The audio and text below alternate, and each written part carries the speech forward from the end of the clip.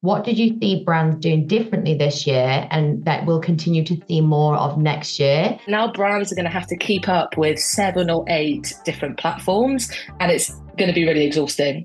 So for me, it really means that brands are going to need to invest in either more specialized teams to really understand how they play on these platforms and what they do, or we're going to have to really think about our strategy and go, where do I think I can actually impact these communities meaningfully?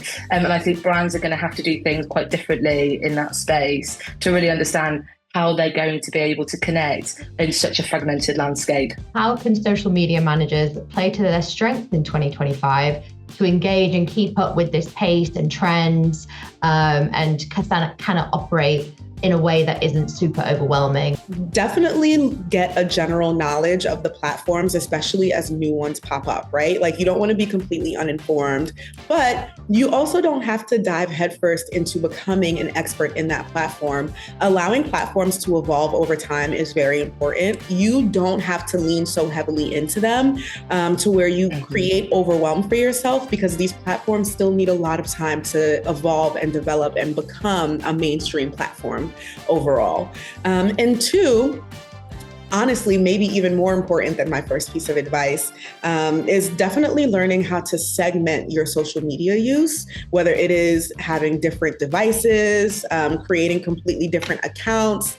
It is so important for us to be able to disconnect from our day-to-day work, and to be able to have devices that are solely for our entertainment. I'm a big proponent of social media managers not using their own personal devices for work, logging into brand accounts and things of that nature. If we don't create those strict boundaries for ourselves, it leads to an element of overwhelm that I feel like a lot of our colleagues and our counterparts don't experience, because we are constantly enmeshed in this world.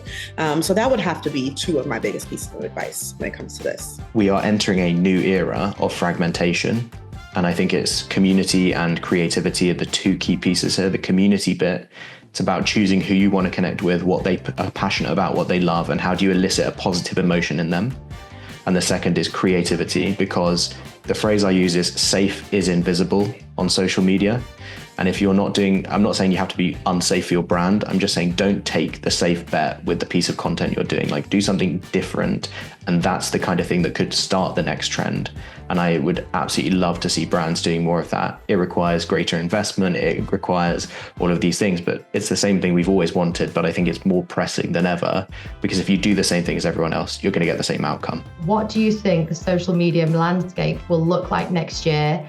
And what big shifts do you think are on the horizon? For me, it's got to be AI generated content. Every single platform now has an integrated AI production tool, which is crazy. And an estimated 60% of all social content that we're consuming today is now AI generated, which is absolutely mental. I think it's super exciting to see, and I'm of the excited camp. I'm not at the doom and gloom camp. But what I am really concerned about next year is the quality of content that we're going to start to see, because it's going to be so easy for anybody to create content, but it's really, let's be honest, it's going to end up being wallpaper. Our feeds are just going to be absolutely spammed by AI content. But for marketers and for brand and social media managers, for me, the focus is all about creativity next year. I think AI is a brilliant tool, but you've got to have human creativity driving that.